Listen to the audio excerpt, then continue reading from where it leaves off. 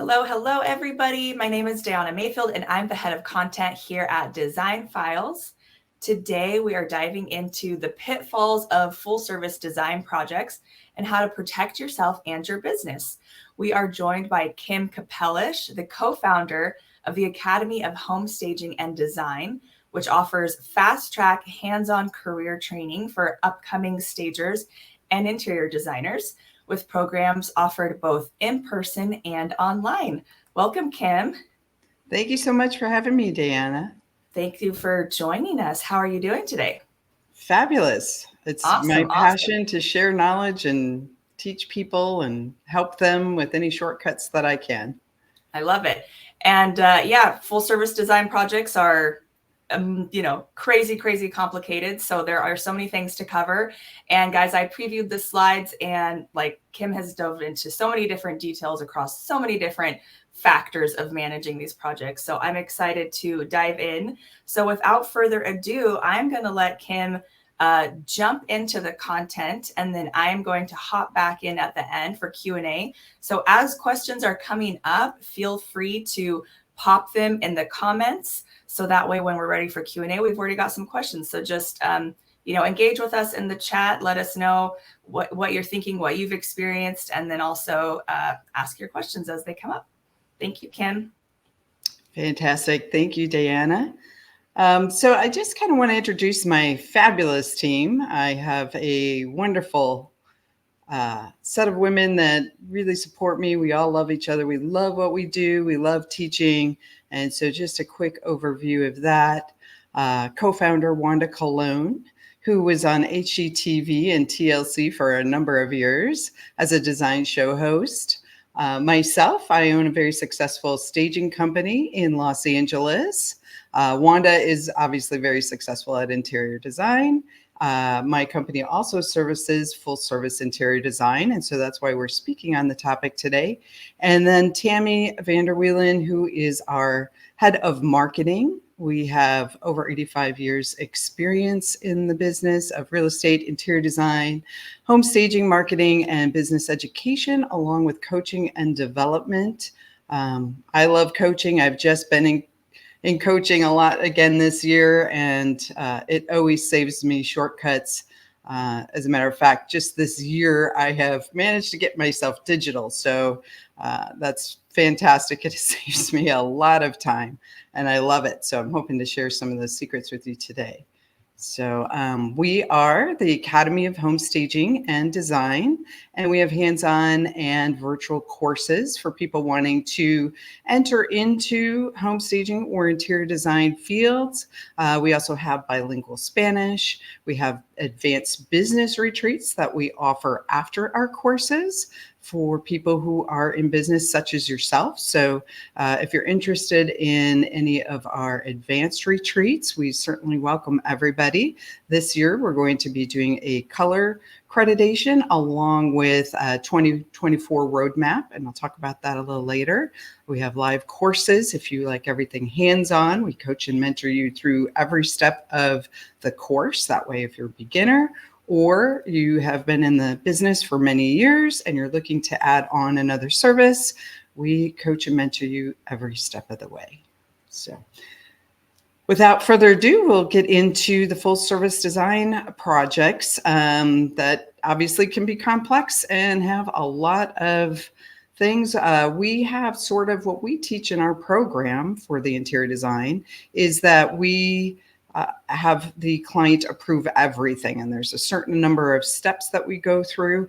So I'm going to kind of touch on that a little bit today in a lot of these tips. So tips for budget overruns. Really easy to do, right?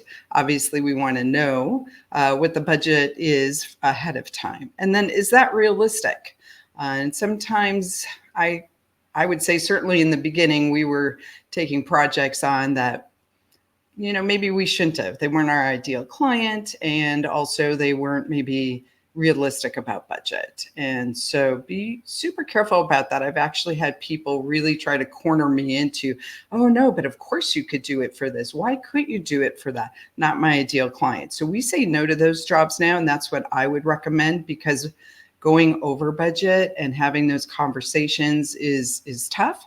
But one way that you can avoid that is obviously sort of knowing your numbers. So if you have a spreadsheet for your area, you know that it's $25 a square foot to do an Airbnb model at a mid-level range, and somebody has 5,000 square feet and they want you to do everything for $20,000, you know that's not possible, right? So just sort of knowing a ballpark obviously is really, and does that budget, do they expect you to include your time? Because some people do, and you give them the budget and then they say, well, that was supposed to include your time. And then there's negotiation on your time. So everything, trying to keep everything smooth between you and the client, as well as that obviously should hopefully lead to more referrals if they have a good experience, and also less stress for you and your team. I like to reserve at least 10% or more of the client's budget for design project contingencies. And then if it's remodeling, 20%, because you never know what's going to happen once they start opening up walls. And you may find that that's maybe even too low for you. Maybe you're more comfortable with 25%. In the end, if we can refund or be under budget to our client and over deliver, that would probably be the best case scenario. And so having more in reserves ahead of time really kind of covers that. And clients are always excited if they can get a refund at the end, right? And so, there's obviously expended, hidden expenses. So you want to have a really ironclad spreadsheet, right? So deliveries, maybe white glove. Is it going to a white glove service first? And if you're newer to design, white glove would be that they are a receiving company that is going to unbox everything, make sure it doesn't look damaged, and put everything back together. They may even build it and wrap it and bring it to you on the day of delivery.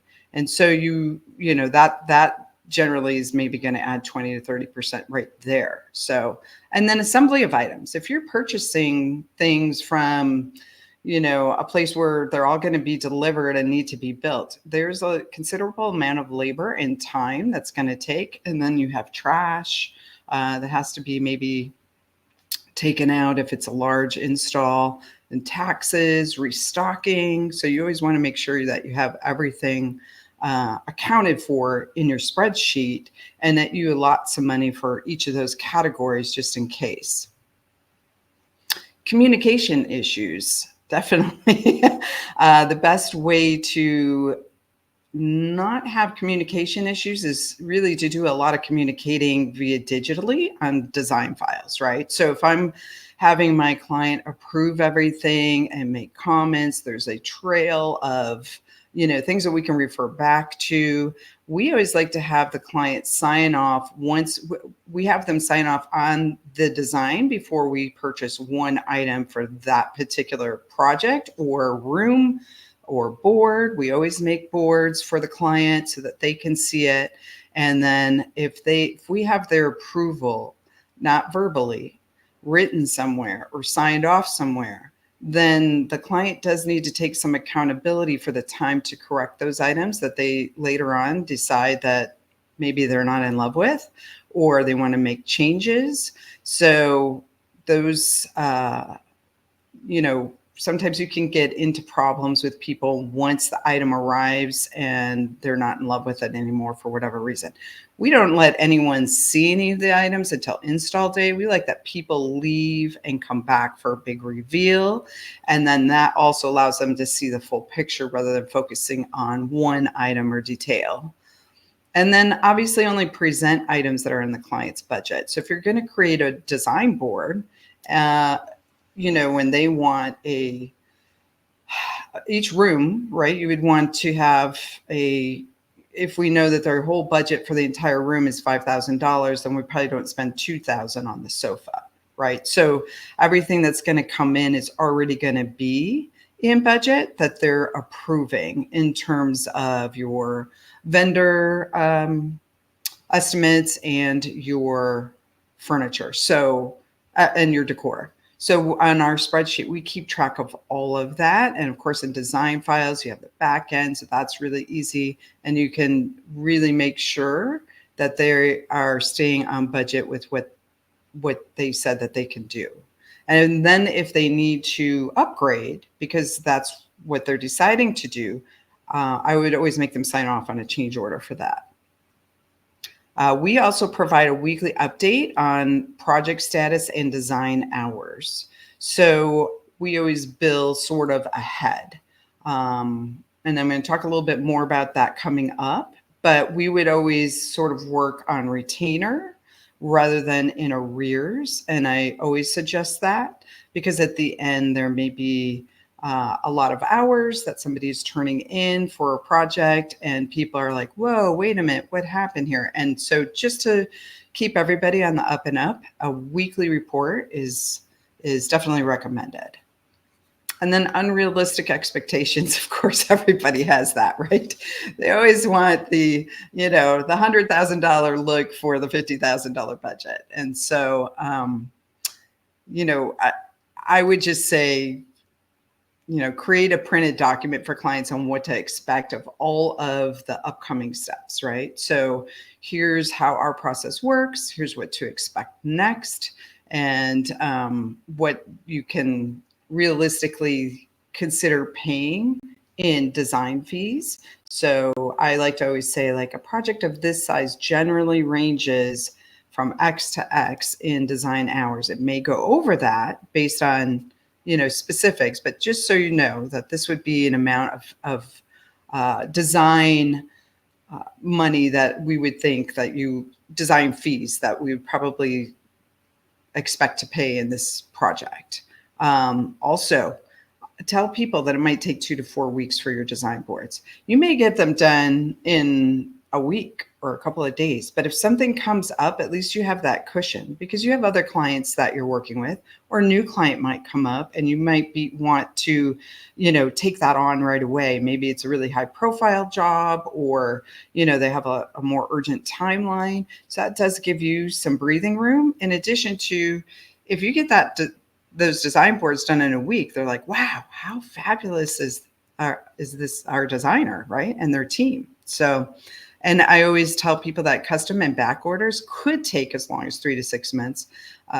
We don't know because sometimes, right? So they may say 4 to 6 weeks, but then what happens if at the 4-week mark, they call you and say, we're out of that fabric? That's going to take another 2 months. So I always like to be super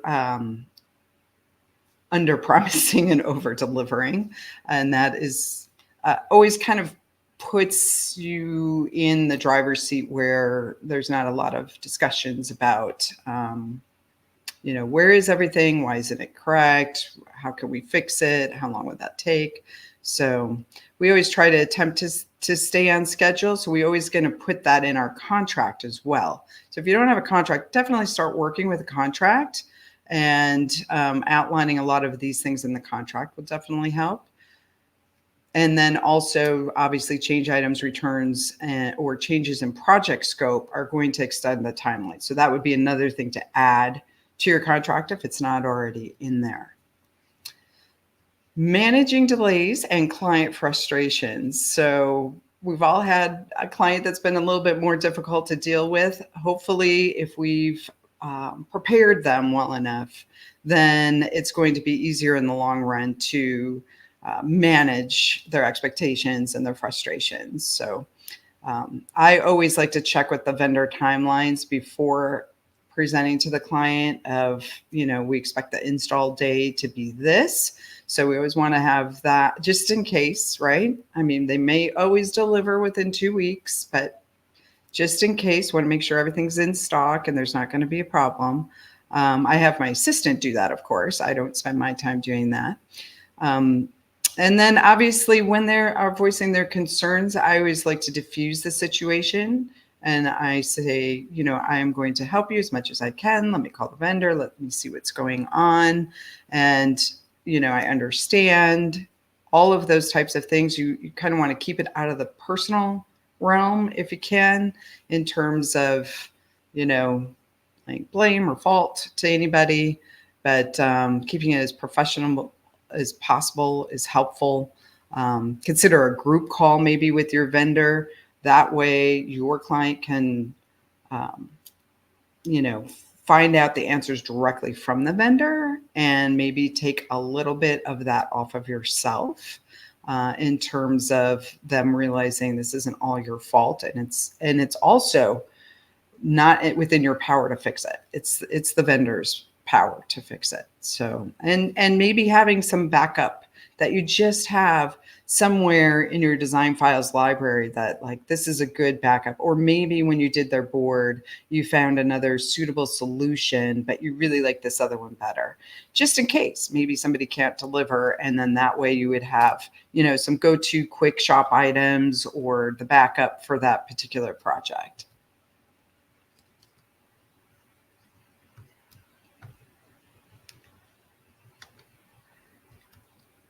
Diana, I am having a problem switching to the next slide for some reason. Oops, that's the end. Quality control. Great. Thank you so much. So adding timelines for return policies to product notes in your design files library. So if you know that, let's say something comes in and it's damaged, it's always good to know. And then that's always in the library, right? It's always in the notes. You can look it up and say, okay, the turnaround time for this is probably going to be 3 to 4 weeks. And so you know that.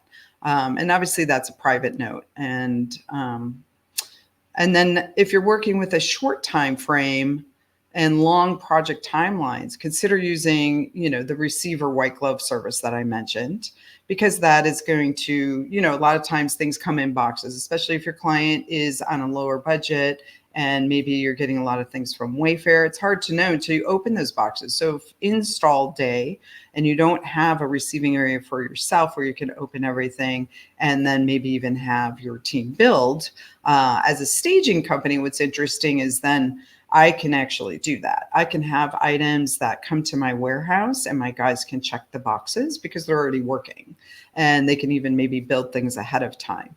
But in place of that, obviously a white glove service would be great. And then you could also shop retail if that's a concern, only because retail is going to be a quicker turnaround time, and you could obviously take it back and probably get a new one that might already be in stock.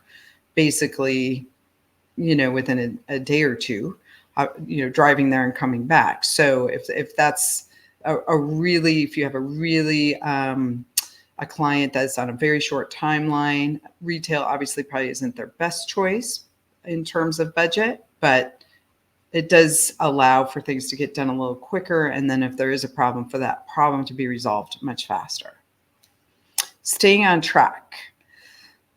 I like to have a day where all of the vendors come through the home for bids, right? And I like to create a timeline. So when we teach design in our course, we give everyone a sort of a timeline spreadsheet that they fill in.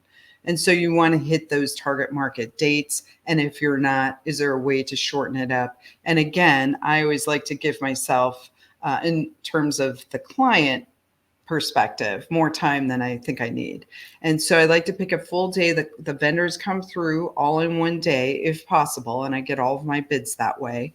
I do like to have different vendors come at different times because I don't want, my contractor to feel like, why am I here with 3 other contractors, right? So, the contractor and maybe a landscaper or something might come at the same time, and then a couple of hours later you do that round again with different people if your client is wanting to have more than one estimate to look at. And so I like to get a timeline from each vendor so that I can schedule. And then I like to add time to that timeline because that never happens. And so then that way, if I'm adding time onto the client's schedule, I can always, the faster it gets done and the better it gets done, the happier they are. So, and I like to set up follow-up reminders. I like to have the vendors sometimes take photos at the end of their day. It saves a trip, and I know what work is actually getting done, because as we know, contractors and other vendors can maybe sometimes make it sound like more work's been done than actually has that day. And so if I know where my project is at every day, I just feel a little bit more comfortable. Now, vendor and contract issues, right? The contractors sometimes, and sometimes you're dealing with the homeowner's contractor, right? So there's sometimes sticky things there. So if you don't have a contractor that you like to work with, or you decide to move on from a contractor, obviously you can check all the 5-star reviews. I read all the reviews, and I read mostly the low star reviews first because I want to see what the complaints were. Obviously, if you have connections with other designers and other affiliate people, your reps and things like that could refer you to people, that might be another route to go as well, and just sort of vet them on your own. And make sure they have insurance, because if they don't have insurance and somebody has referred someone and you haven't really vetted that whole process, some of that could fall on you if there's an issue. And so we just want to make sure that we're protected in the best bubble. We always recommend that you always work with a contractor doing any remodels so that the designer isn't making any decisions, because at that point, then the contractor takes all liability for anything that might happen. And even if the smallest of red flags pops up on a job, I consider myself lucky, and I made it through that, and I don't have that vendor back. I'm not there to see if that happens again and show up in a bigger way with my clients, right? So, and then we always want the client maybe to pick who the vendor is going to be. We can certainly say, I prefer to work with John. He's great. And they can make a decision from there. But I also, if something does happen, I don't want my client coming back to me and saying like, well, he's your contractor, right? So those are some ways to avoid maybe having that come up. Liability. There's a lot of things that can happen within a design project, and we want to make sure that we're protected from everything. We have a lot of vendors coming in. So we have things that could happen. A pipe could burst while the plumber is there. The electrician could do something that starts a fire, right? So we just want to make sure that we're really solid protected.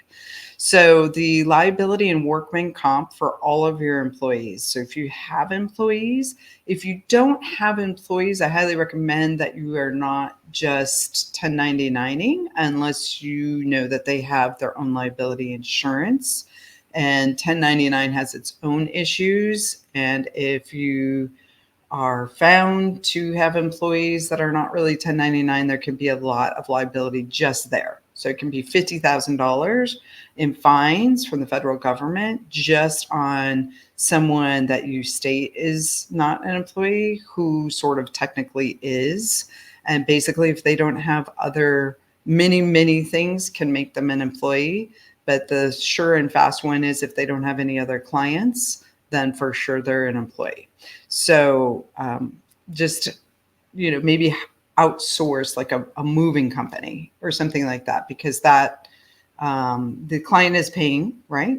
Anyway, so that puts a little bit of a layer, a bubble there. They're obviously a full-fledged company. I mean, we'll make sure they're a full-fledged company and not a couple of college guys that started this overnight and don't have any insurance either. So double check everyone's insurance, become additional insured. It doesn't cost anybody anything to make you additional insured on their insurance policy. That way, in the event that they make a mistake, no insurance can come after you because you have that in place. And then also, if the clients pay the contractors directly and technically sign their contract, then that agreement is sort of between them, and that also insulates you a little bit. And be sure that they have signed those agreements with your client. That closes that loophole. And then no matter how small like the project is, I always have everyone sign a contract.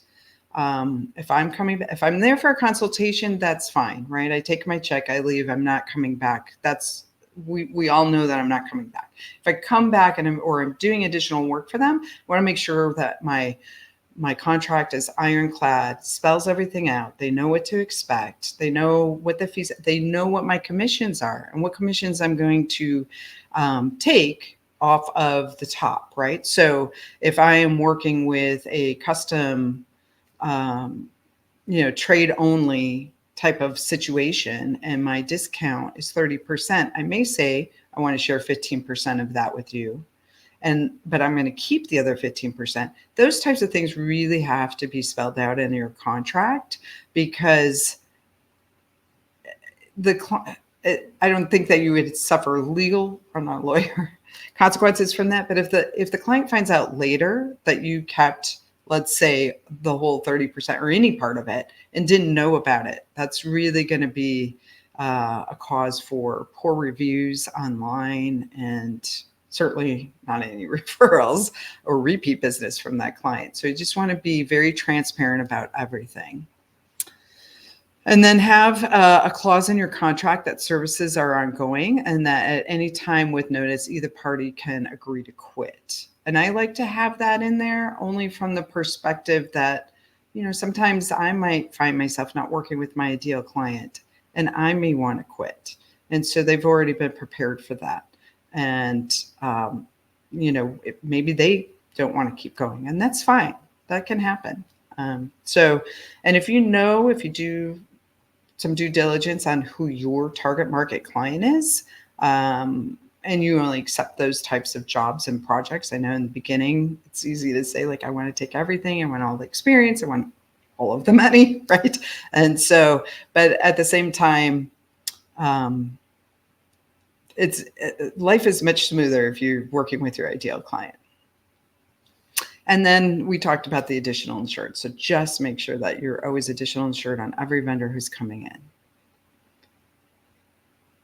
Diana, do you want to upload the next? Yes. Awesome. Thank you so much for, diving into all of that.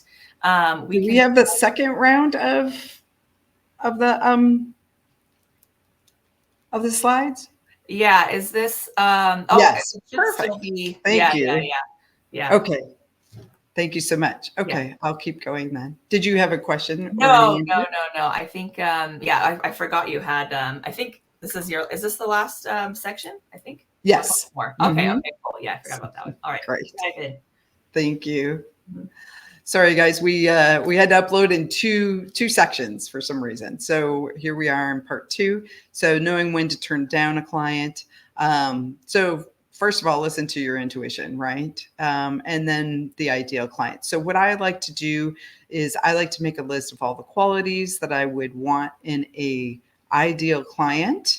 And I also listen to how they're treating me. Is that the way I want to be treated? Because the first conversation is a little bit like dating, and that's the nicest they're going to probably treat you throughout the process, especially with problems. So if it's already a little antagonistic, I might move on, right? I might say something like, we're a little bit busy right now, or I'm sorry, we can't get to that, or something that allows them to maybe move on gracefully. So here's what I'm talking about with the ideal client scope. So you might even decide how much they earn. And I like to just do a lot of adjectives. So I just sit down and I write down all the adjectives of people that I want to attract to me as a client. And then, so just to recap, here's what how do we run a smooth design project? Have the client sign off on the design plan before starting any work. Never spend any of your own money on client purchases. So we work, like I said, on retainer, and we don't purchase anything without the client's deposit or money ahead of time. That's an easy way for somebody to get stuck with something, and the client for some reason decides that they're not going to move forward, and here you have spent some of your own money. Have a separate bank account for the client purchase fund. So you almost want to have an escrow account that is just for your client funds, right? So you could keep all of your clients in there, and obviously you're keeping track on a spreadsheet, and you have all of their receipts, and at the end, you're going to allocate any difference to you or back to your client. But having this separate bank account keeps it separate from obviously your personal, but also any of your other business expenses and things going on. It should be separate from even your business account. It's just the client account. And then work on retainer. If prepaid hours aren't in your bank, don't start anything new, and add to your contract that the client is sent a recap of worked hours and the retainer is auto billed once depleted. That is one way to do it rather than waiting for a check. And if you don't mind working on credit card in terms of a form of payment, obviously you'd be paying some fees on that. Now, you wouldn't want to use a client's credit card to deposit purchase funds into your account. So if anyone has done that, stop immediately, because you're paying fees unless you're charging your client those fees on those funds. So let's say, Bob has a budget of $10,000. He wants you to charge his Amex and use those funds. You are going to pay a fee on those funds. So $10,000 will then, become much less. And so you need to charge him that 3% or whatever you're paying. Typically on Amex, it could be much higher. And maybe even more of a service fee on top of that as well. So just to make sure anybody who has rewards cards and points and things like that, the fees always come in higher. So I like to personally use the client's credit card, to make the purchases rather than to give me the money to make the purchases, or to give me a check that I deposit and make sure that it clears. And then always obviously sign a contract with your client. Have the vendors be in the role of the responsible party, which we talked about. If they're making their contract directly with your client, that's always good. That if you are on a commission referral basis with your vendors, they can pay you separately, meaning that if you always use Bob the painter for all of your projects and he's expected to give you maybe 10% of the service fee, he would then maybe pay that separately at a later time to you. And then on install days, I recommend you don't have the client present, just that big reveal, and it's always so dramatic, right? And everybody loves it. So I hope everybody learned something today and took away a shortcut on what you could do maybe a little bit differently, efficiently, get more referrals for your business and keep that going in terms of making happy clients that just love to talk about you and what you did for them. And so that's the end of my presentation. I did want to just talk for a real quick second about our upcoming retreat. It's a little hard to read. It's in the bottom right there. We do have one coming late this winter. And so if anyone is interested in that, if you could reach out to the Academy of Home Staging and Design.com or personally call me. Do you mind putting my phone number into the chat, Diana? Yeah, I could do that. Let's see. Is it on the slide? Let's see. I'm just noticing that we don't have it on the slide, which is a little unfortunate. We could pop it into the chat. Yeah, let me know what. So my direct number is 818-438-1211. So if you're interested in any of our courses, if you want to expand into home staging, or maybe some coaching programs that we have, marketing programs for your company, brainstorming, talking about our upcoming retreat, I'd be happy to speak with anyone. 818-438-1211.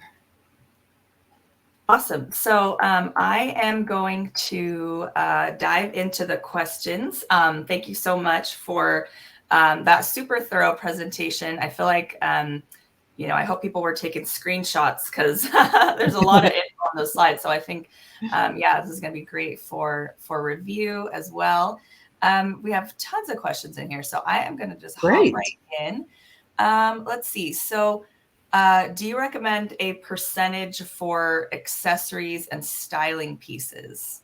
I think they might be thinking about a percentage of maybe the markup.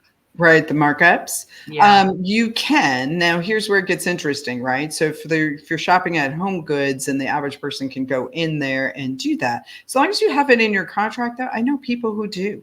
They say, well, Home Goods is already below retail, and so they upcharge for that.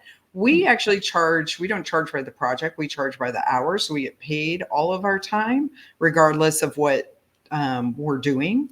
And so for our shopping, we do charge our normal rate.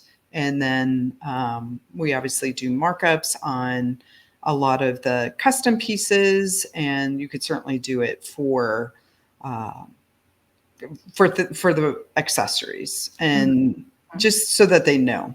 Yeah. And so for the next question, what do you recommend as like the format for tracking time? Do you do it by project, phase, like probably both?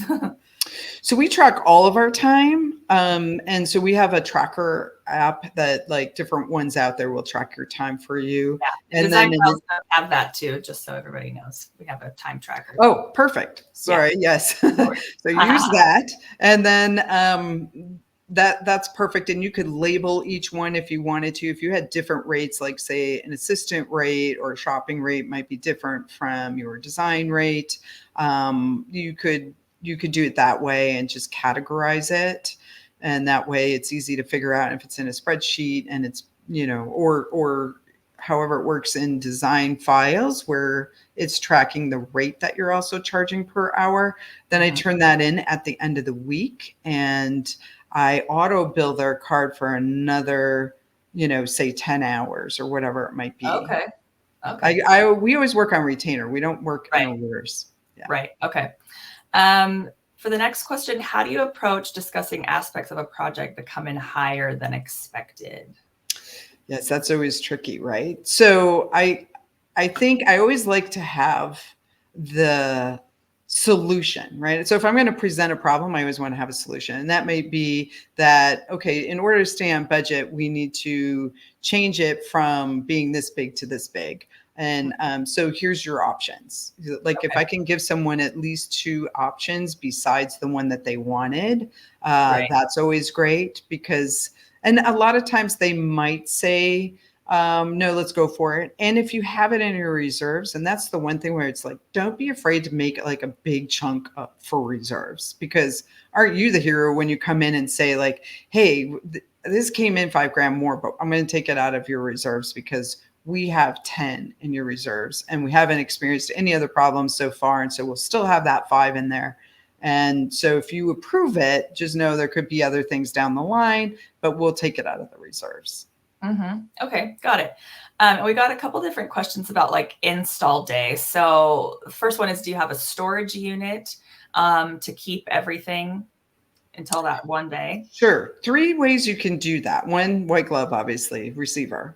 2, you could have a storage unit. And 3, you could have it delivered to the client's house. And since it's all going to be packaged, if they have space in their garage and they're willing to do that, that is probably the most affordable option for them. However, so if you are doing it on their behalf, definitely charge for that service. That's another thing that you can charge for and earn, revenue on, in addition to, again, if you're hiring people to build things along the way, then on install day, it's going to go a lot faster. You need a really big crew, even on, let's say, a couple living rooms and a kitchen that you're just bringing in decor and furniture for, to just unbox everything and build everything and be there all day just to get that part of it done. And then none of the real work really gets started until the pieces are in, right? So, until my sofa's in, I can't put the pillows on it, and I don't know where to hang the artwork and, where the sofa line is going to fall and how high I want the artwork in comparison.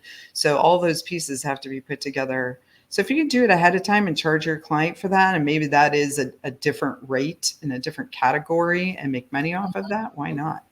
Got it. Okay, very cool. So what about like having multiple vendors, come on the same day? A couple of questions came in around how do you organize that? How do you manage getting people coming on the same day? And then also like who is coming? Sure. Everybody that is involved in the scope of the project. So it might be the flooring guy, the contractor that's, maybe if there's construction work being done, your plumber, electrician, whatever it might be. If you know that the electrician charges $100 per light to install or whatever, he doesn't necessarily have to come, right? He can probably write that up and say, we're replacing 5 lights, write me up an estimate. You could certainly Zoom, let's say somebody can't make it at any point during that day, or you could record and submit it and get, as a stager, I rarely go out anymore. I just do a lot of estimates that come in based off of photos. And so for design, you could basically do the same thing where you're having sending the vendor the photos. But for kitchen and any kind of remodeling, you definitely want people there.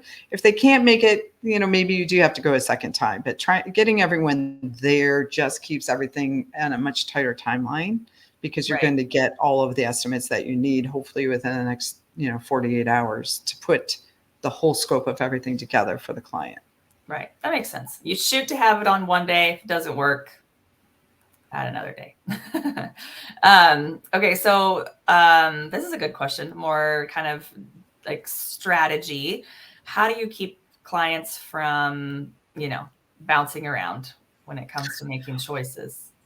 Firstly, I try to not hire those. I try not to have those be my clients, but you sometimes you don't know, and sometimes you are with that. But if they're constantly changing their time, this is one reason I charge by the hour. So my time is being paid for. Right. Secondly, the other part of that is if you show a design board and they sign off on the design board, and I don't give them a lot of options, right? Don't give someone who can never make up their mind 3 options for sofas and 3 options for coffee tables. If they could put all that together and see through it, they would have done it on their own to begin with. Just give them one look on a board and say, this is what I recommend for your living room. And then they'll look at it and say well, I don't know about the sofa. What do you not like about the sofa? So when we go in, we actually screen everybody. We have them pull a couple of photos, like inspiration photos, and we ask them what you like about it, because sometimes they'll say, oh, I just like, the slat wall, like behind me from the photo and nothing else. And here it is. You were thinking that they liked all the furniture in the room or the style of the furniture. And so we want to be very specific. What metals do you not like? What metals do you like? What colors? Right. And we have so one of the templates that we have in our design courses, that it is a full interview that we sit down with the client when we first meet them and go over the scope of the project, of everything they like and don't like, so that we sort of know hopefully what they like. Obviously, people come together with different, the husband likes this and the wife likes that, and then there's a little bit of marrying there.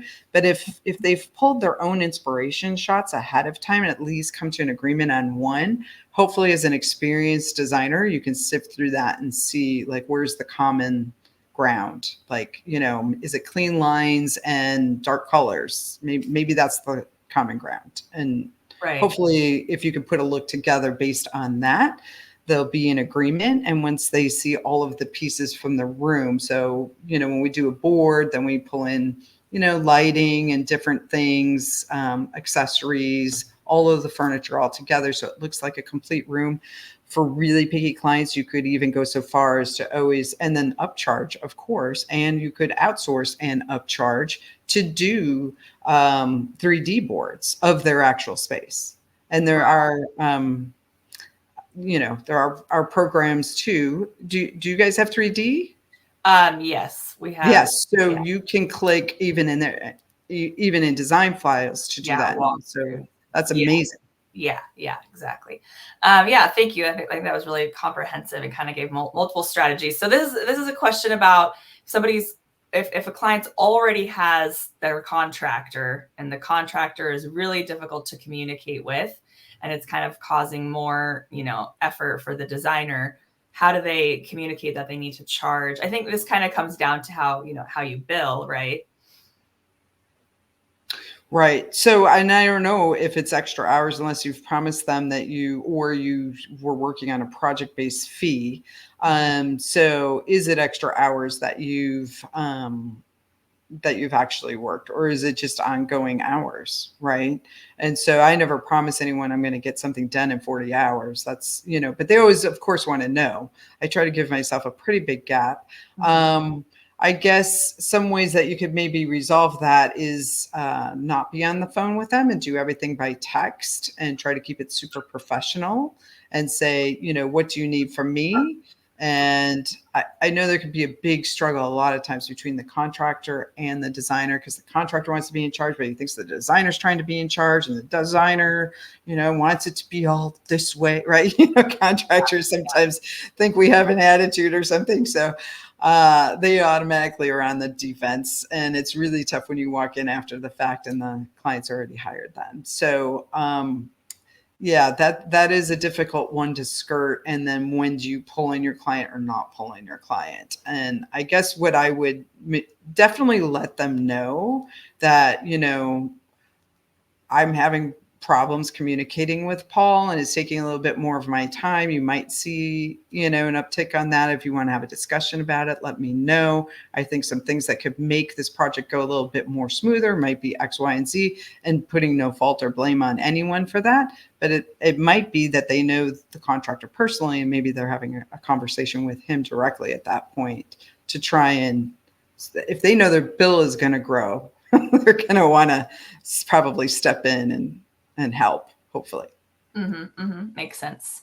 Can you talk a little bit more about kind of like, there was a few different questions about insurance, speaking more about getting additionally insured and what that means. And then we also got a question on how do you ask to be insured on a contractor's insurance? And another one on, do you need additional insurance for your receiver? So what's your kind of thoughts on maybe resources? Where can designers go to figure out like what kind of insurance they need, what kind of insurance they need to make sure that, vendors have? What's your thoughts on that? Everybody needs to have liability insurance, because even you say,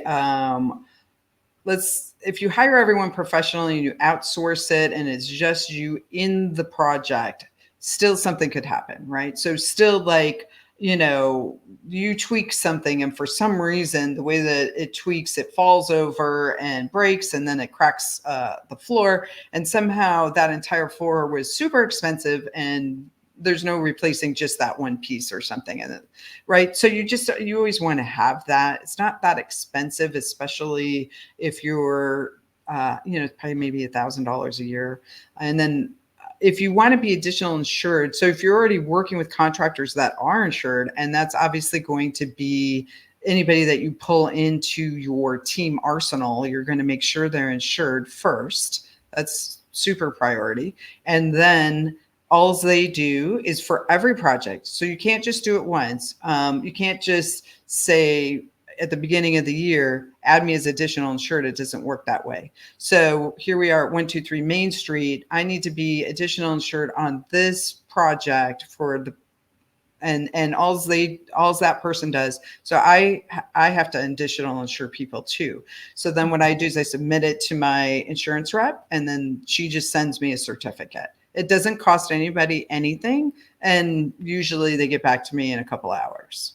Okay. So it's just insulates you, and really anything that happens that person does can't possibly ever come back to you. You've got that. Right. So it sounds like a good first step is like getting a good liability insurance rep and having that person that you can go and to. Even if you don't have it, as long as you require it, and again, super, super important that you do have it for yourself, just to protect yourself. Everybody you work with has to have insurance, and then they make you additional insured for every project. Right. Okay. Let's talk about charging up front. Can you give a little detail into how you charge and make sure that it's, covering what's going to be coming up quick, in the next few weeks? So that's going to actually work in arrears when you're setting up the budget, right? So they say, all I have is 50 grand. And so then you're going to have to back that all out. If all they have is 50 grand and the scope of the project is this giant, you're going to know that, okay, we're only spending $1,000 on a sofa, right? Everything already has to be allocated for. And then in addition, that 50 grand is also, you're going to take 20% of that, maybe even more. If it's just decor and furniture, you probably don't need you could probably take 10%, but that's just going to remain out of the budget. So if I took 20% out, that means 10 grand off 50. I'm only going to spend 40 on what I think that they need. And so that way, as those other things, and then also in my spreadsheet, I've already accounted for the surcharges, the freight costs, everything else, right? And so you may even want to just add another 10% on just to cover that if you don't know what it is universally. But yeah, that's you would want to know and start working with people. And again, you can also tag everything in your library notes of how much the freight charges are. Oh, it's a minimum $1,500 purchase. And then it's always, 10% for freight, whatever it might be. So that when you plug it all into a spreadsheet, you'll know if you're in budget or not in budget. Or into DesignFiles, right? Your back end would show whether you're in budget or not budget. Okay, makes sense. We've got a question about getting that big reveal. How do you manage getting everything timed when some trades are doing things after furniture has come? Like, what are some strategies to make it all happen on one day? So that's the beauty of receiving. So I do all of the shopping. I have everything ready to go that I'm going to deliver in some fashion, whether that's through a receiver myself or it's been in their garage. And then I know I'm going to need 2 days because it's in the garage. I've got to unbox everything and build everything and then start working on the install. And so if there shouldn't be a reason that other trades would need to, I'm trying to think of so all the lighting and anybody that had to do flooring or whatever, all of that should be done before install day.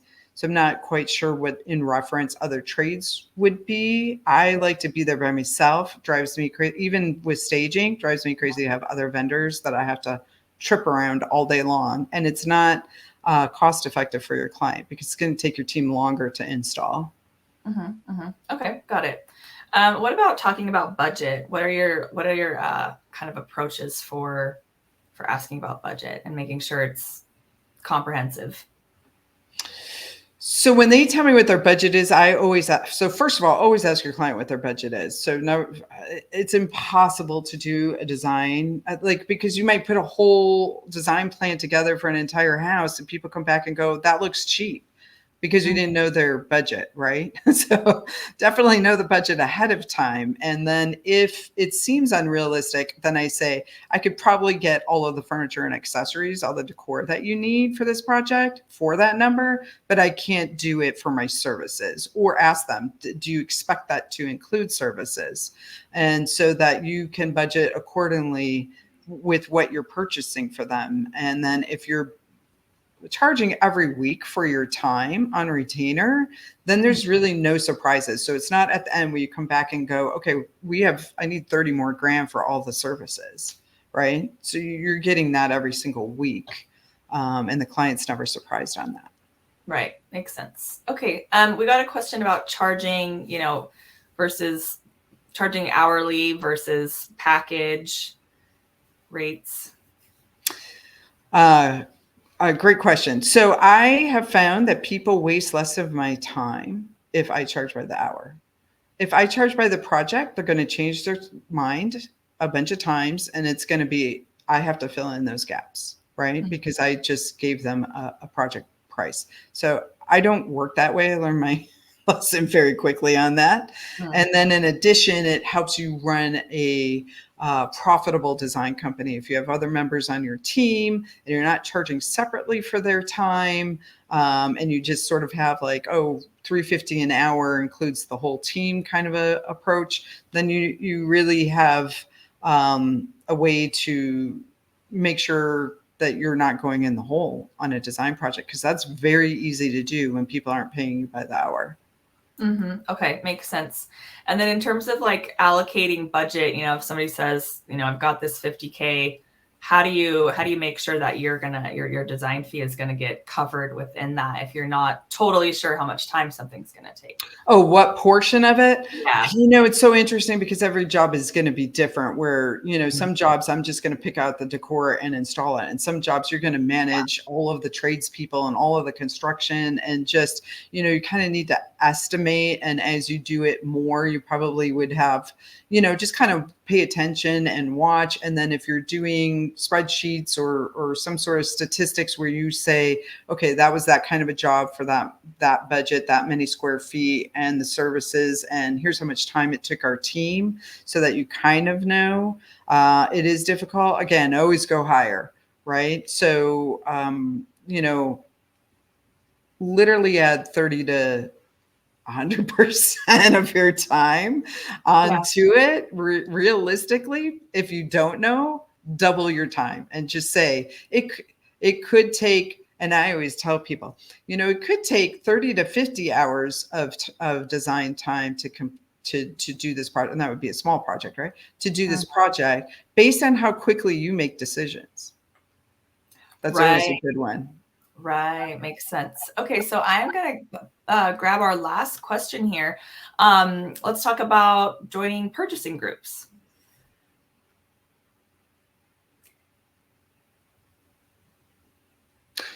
Oh, okay. So yes, you can get, typically, I see what you're saying. The buying groups though, Holly, they actually take a pretty good percentage, right? So that they're basically a middleman. So you'd have to play with that and see if you can make out better. I generally just go directly to the rep because I'm always usually going to get my biggest discounts there.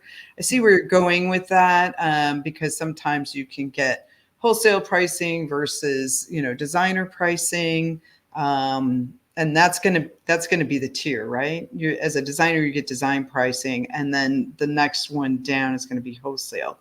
So if you can get wholesale without the markup, that would take you back to designer pricing, because it's easier sort of sometimes to work directly with a rep. You do have a lot more choices in a buying group. There's some pros and cons there. Sometimes there's an annual fee for those buying groups. So just maybe sort of investigate. I haven't looked into them recently. Probably about 10 years ago, we were looking into some of them, but we pretty much go direct through our reps now. Okay. What's your approach for forming those direct relationships? Well, if you know the company that you want to work with, they'll assign you a rep. So they'll say, this is the LA territory rep. Right. And that's who runs that whole territory. And then that becomes your rep. So. Okay. Okay. I lied. Let's hop into one more question. Pricing for like setting your hourly rate. What do you recommend designers do to figure that out? We do have an hourly rate calculator, actually. But how do you calculate that? How do you recommend that? So pretty much as your market can bear. That's what I would recommend that you charge. And so wherever you live, if you know what other designers charge, or you can find out on their website or do some research online. I know not everybody is super transparent with their rates per se. And then are you bundling that? So there's different ways to make money. Are you bundling the assistant? So to the consumer, you say, oh, well, for $300 an hour, I'll include my assistant and the assistant designer and myself, kind of a thing, or $350, depending on where you live. In some areas, designers might work for as little as $75 an hour, and they're one shop operation and they live in a rural area, and that's what the market can bear. I never recommend that. We charge $175 an hour for one designer, and then we bolt on what is the assistant and different things. Or if we have a really big project, we may just say, hey, the whole project is going to consume these tiers of people, and this is how much it is per hour. But generally, $350, $400, I think, is probably for a team member or two. Might be in a really large city that probably you might be maxing it around there. Okay, makes sense. Yeah, and so it's probably a good idea to, like you said, get a feel for what other designers are charging and be somewhere within that range within your local area. That makes sense. What about for e-design? What's your thoughts on hourly pricing on? I guess we're not talking about e-design because we're talking about right. And we don't do a lot of e-design. Right. We have a lot of graduates who've gotten into it, and so there's different ones that you can join, and then they get you the work. Like you have a profile, and then people find you, and some of them cap the rate, and then all of that. But I think in general, it's probably not $175 an hour, right? It'd probably be more, or you could bundle it and say per room in that case, like I'll give you a design plan and per room it's, $200 per room or whatever it might be. So those are just kind of the options that might work for something like that. I don't like to do that live in person. When you're handing it off and you're not really having, maybe there's a half-hour consultation and then you deliver a design plan, like how long is that going to take me? What's it worth to me, right? Ask yourself, what is it worth to me? Do I want to do it for this amount, or is that just not even enough? You don't have to take on every service that isn't like really appealing to you or that you enjoy. Definitely think about what you love to do and how you can make a good profit for yourself on that. Love it. That makes perfect sense. Thank you so much for diving into so many details related to managing full service projects and answering tons of questions. I'm just popping this back up here in case anybody wants to learn more about their programs. Thank you so much for your time, Kim. Awesome. Thank you, Diana. It was a blast. If anybody has any questions or wants to brainstorm, you all have my number, 818-438-1211. Shoot me a call. I'm an open book. I'm happy to help. I love to see people succeed and, really fulfill their passion in design, because sometimes some of the little details can bog you down and it's not so much fun anymore. Right. And then have fun, live your passion. Yes. Have fun, stress less. Thank you guys. We will see you next month for another workshop, and hope everybody has a wonderful holiday season. Bye. Bye.